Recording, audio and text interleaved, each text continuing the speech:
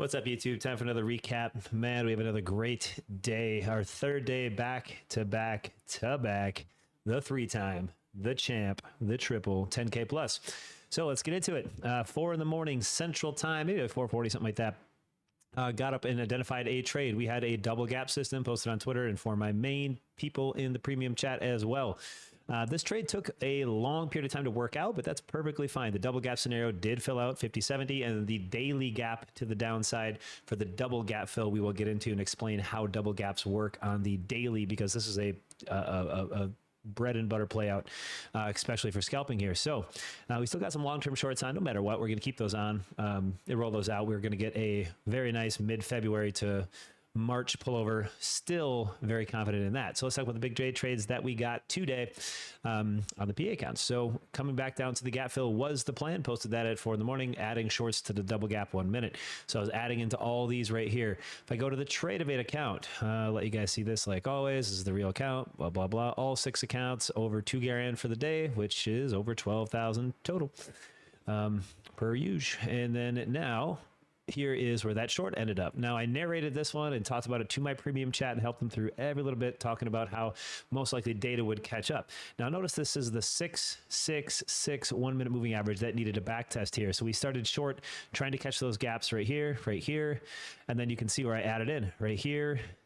Right here, there's 2 of them, and then it slowly came back down and I took a win. Now there's a live trade of this and talking about the entire thing through the thing. I'll put in the description below if you want to see me trade out this one live. It took a long time, so there's lots of cuts in that video, but it worked out perfectly fine. We ended at like 240 bucks green because of the 666, and I'll explain why in this video.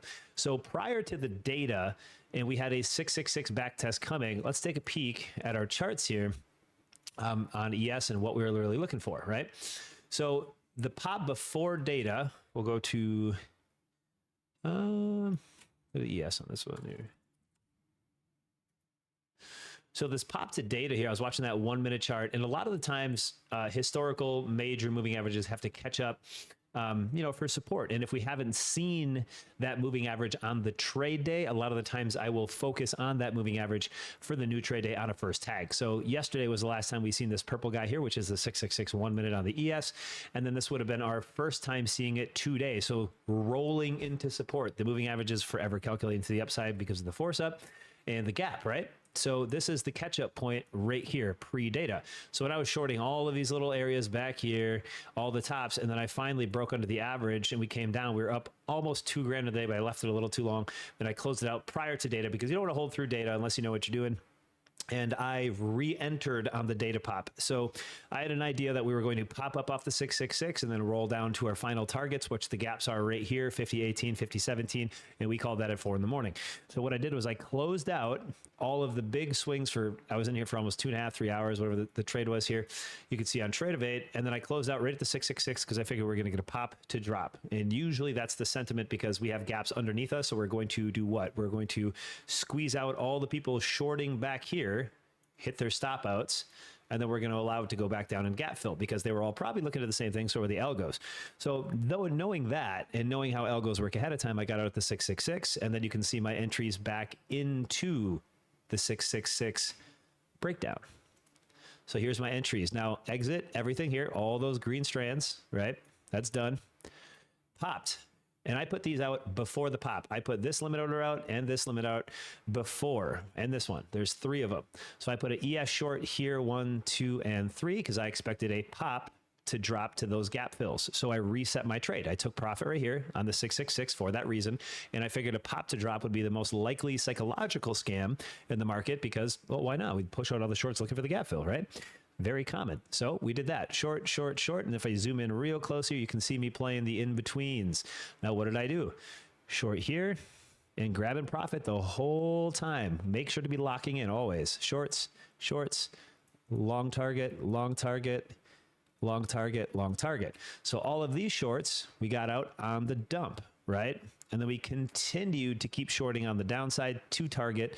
We had one more right here, shorted the lower high. Then I got out on the stop on that one because I wanted to focus on an NQ trade, which is perfectly fine. We still hit our targets, 50-17, 50-18.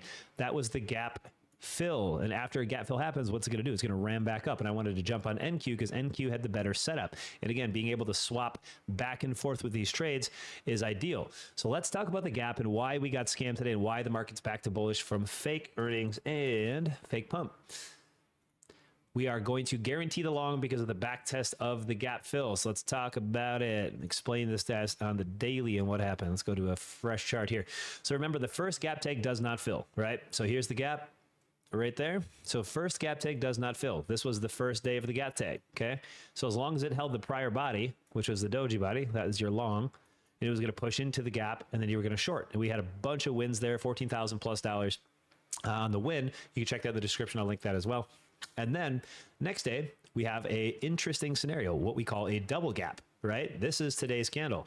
So what do we see here? Not only are we still stuck in the gap between 12.2 and 12.13, we have now created another gap right here.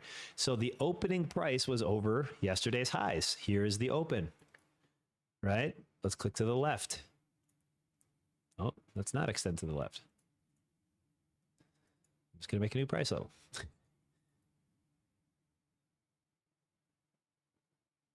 There's the gap. Okay, so the open price on the daily, $499.29, give or take a penny, right? Here is the high of yesterday. So there was a small gap between open and yesterday's highs, okay? So with that being said, we needed it to do two things. I wanted it to flash down, hold it, go to the gap fill first, but we used some algos and we knew that we were going to come to the top, right? So and once that top hit, we called a whole bunch of really nice shorts throughout the day on trend. But because we opened up in a gap up. This is gap number 2, okay? What's called as G2, the gap 2 between yesterday's highs and today's open, okay? This little guy, we'll change the colors. This is the primo gap, right? That's the numero uno gap. So this big gap right here consisted of gap 1 and then gap 2. This double gap, it means a lot on how these fills, how they fill, okay? If this comes up, which it did, to the top gap first, we opened and filled this gap first, gap number 1, in order to fall back down to fill gap number 2. When there is a top hit on a double gap, it will come back down, generally fill the bottom, and then pressure short right back up because it's going to pressure shorts right out because it has already filled the gap. Remember, the short was completely biased on the gap not filling, as we've been over a million times. The gap cannot fill. We have to wipe off the short sentiment if that fills. I still think generally we have a short sentiment overall in the macro, so let this thing just cook and do whatever it wants to do. It will fall. We're getting a 10 SMA loop, and I'm still going to take shorts anywhere around this 503 plus minus a little bit. I want to see the deviation continue to be like a farther resistance. And then God, my cancer port's killing me here. Moving all awkward. It's going to be resistance at that +1. If not, we're going to go somewhere into like this doji body, right? So plus minus. So I'm going to watch this doji body, all-time high doji body, okay? Low body. We talked about this one as well. And I'm going to see here what we can do with this over under. So now that the gap is filled, because it filled on the top side of the daily gap, then the bottom side of the daily gap, now we are completely bullish because we have lost the no gap fill thesis, right? We have this doji to hopefully push, chop, and then find lower high still. And that's still the scenario I want to see. This is technically not a, well, it's lower high by a little bit, lower high here. So as we come back down from that, we are still looking for the macro long-term short. I'm going to keep mine on. I'm going to keep rolling. I'm going to keep going. And I still think we have an opportunity on this third leg up. Even if it goes, just a smidge higher, smidge, whatever it happens to be, deviation weekly needs to hit. That's fine. Because we go into the intraday chart here. We're going to see daily, weekly intradays on deviation. So we hit those, right? We hit the +1. Right here, 503.50 at the all-time high. That's the daily. This is the weekly. Okay, makes sense.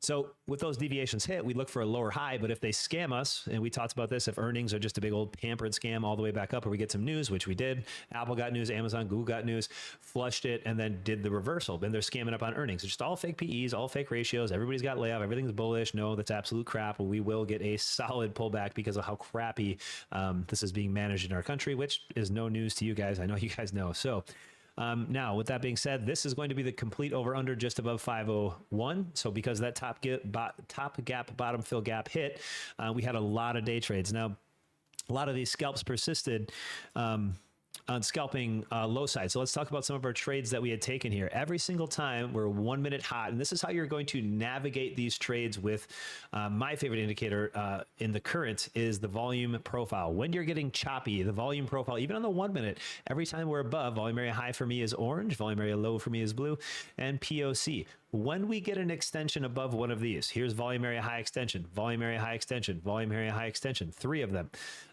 Volume area low extension, hit, extension, extension, extension, extension. All of those are buys on the bottom under and sells on the top over, right? So this metric allows me to take these scalps, 8, 9, 10, 12, 13 scalps, and ended up doing another 12,000 small plus day. So 34,000 the last 3 days on real PAs. Now, this indicator alone is one that you should always watch and pair with other indicators, because you are now stacking catalyst. If you're not used to any of these indicators, check our indicators to use section on the YouTube. We go over it. So with pairing, right? Pairing this stuff with other indicators, you start adding to risk management, okay?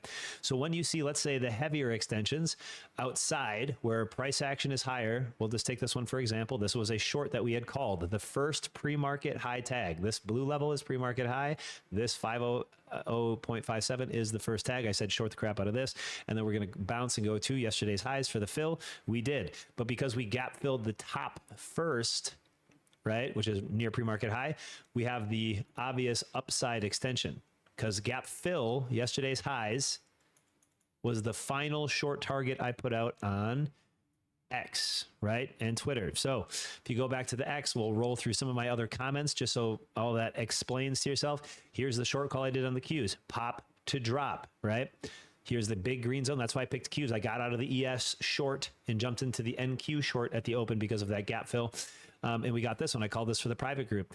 And then for the second one, we had an ES short. What did I just say? Pre-market high and red zone. So we had red zone right here as a short, and then our next short call was here at pre-market top. Both of these plays panned out scalping futures for the private group. And then main call was just waiting for our final gap fill. Best move would be the market pop open, SPY to possibly VWAP, or just under 500 for pop, too short. Yesterday's highs as target. Okay. So still have a target of 50.17 on ES. And we have again posted that way ahead of time. So what does that mean? That is a pop to short to near 500 to yesterday's highs. Here is a pop to short. Here is a pop to short. And here is the final target of yesterday's highs. Orange dash line and or pre-market low. So we had that to the T. I said, hey, pop into the market around, I don't know, 500 or just under. Well, we got to 500.57. Who cares? Into the +2 VWAP, into the pre-market high. Those are some of my favorite zones. And then you can look at oscillation. Again, look at your confirmation. Another post, I said 15-minute volume area low dump. This is probably not going to look super clean, but I posted another one for the volume area. No, we could go to our other chart. No, we'll see this one here. Volume area low for the 15-minute. So the opening 15 dump 2 was another beautiful down to volume area low, which it's recalculated. We posted this one on X2. And then you can kind of see what happened, right? And this is a tall tail sign on longer indicators where we are hot right here in the pre, right? And then we have price action pushing back up to those hot tops, right? And what is that generally saying? Well, divergence, right? We're getting lots of lower highs and lower lows. The MAC has been crossed forever. So all pops should be shorted to the target fill of yesterday's highs, right? Because the divergence is telling us that selling pressure is indeed in control, regardless of what price action is showing you. We need to fill yesterday's highs gap and then back test. Excuse me, a lot of different zones. I also said the VIX had a really good support today, and we did for the early part of the morning. We could take a peek at that real fast as well. Standard deviation -1. This forever calculates. So as soon as the data hit, this was a lot closer. We were holding standard deviation through here. So this line right here is a -1 5-day standard deviation. And the deviation is very good support for the 5-day deviation on VIX. So we had a very good VIX support. Then she popped back up. Then we did some gaps on the VIX for some premium chat plays. Now we're going to most likely head up because of that top gap fill. Then we got scammed on the earnings, and we told you guys about that in the last video. If we get scammed up on earnings and the gap fill does not happen on the top side second, it happened first, right? We needed it to fill the bottom failed yesterday's highs and go. It filled the top, which is 100% bullish because it filled the double gap from the top, which means it's going to come down, find support, and then rush back up after. And that's where we're at right now. And you can see the moving average catches up as well. 100 EMA caught again, but no 200 back test. Okay. So in the longer standing time frames, what does that tell us about confirmation, right? Back test. We're going to talk about SPY right now, 15. Back test of what? Here's the miss of the 200. Hit the 200, right? Peach line right here. We'll zoom in, make sure you guys really get this. Confirmational back test. Shied it, beautiful scam low. Hit it, beautiful first resistance tag. Came back down to oversold, right? Came back down to the 50, 50. Pushed back up, higher load off the 100, snapped over. Okay, now we're dead in the water again with a back test needed of the 200. Same with the 666. So when it does give up, when the market gives up, I'm going to switch to that 15 and 30 when we start rushing towards resistance, whether it be from the doji we just picked near 501, or whether it be some kind of double top or fresh high push to an absolute dump ski, right? That'll be what we look for. Now we have, we had crappy data this morning, in my opinion. I don't care how the market spins it on retail, but we are still holding right here for that pop to short or anything in this next week rolling into mid-February and then short March. I'm still going to hold on to those calls or puts. Still holding on to my dear calls, the calls I made on Twitter, holding the position of purchasing those puts, and I will keep those on. This little bit right here of pushing up and back in resistance is fine because a 10 SMA loop, right, is something that loops the 10 SMA like we see right here. The 10 SMAs are light blue, and then it usually loops and swoops, right? So let's look at another scalp scenario. Loop. This is trend. Here's the 10 SMA. Broke, looped, higher high, dump. Okay, so this is the short scenario we're looking for.